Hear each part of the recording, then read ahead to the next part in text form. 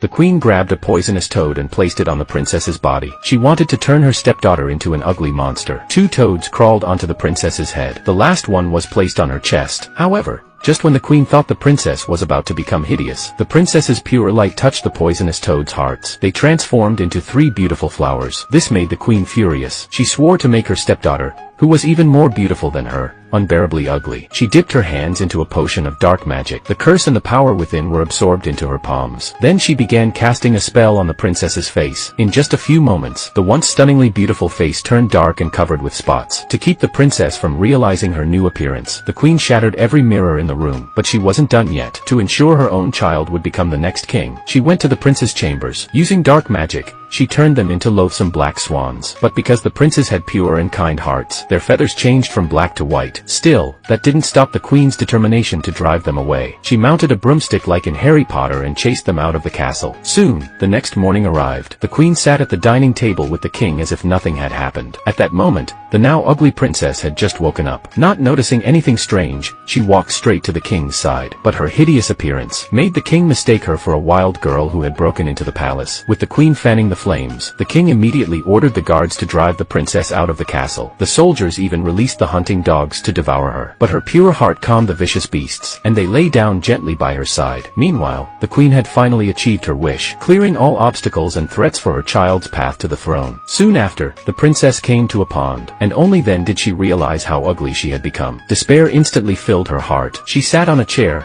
full of sorrow for her lost home and confusion about the future. At that moment, an old woman suddenly appeared. After hearing about the princess's tragic story, she took pity on her and decided to bring her home. Time flew by. More than 10 years passed. The princess grew into a graceful and elegant young woman. One day, she saw an injured deer appear before her. The poor creature, on the brink of death, leapt into the pond below the cliff, and in the next second, a miraculous scene unfolded.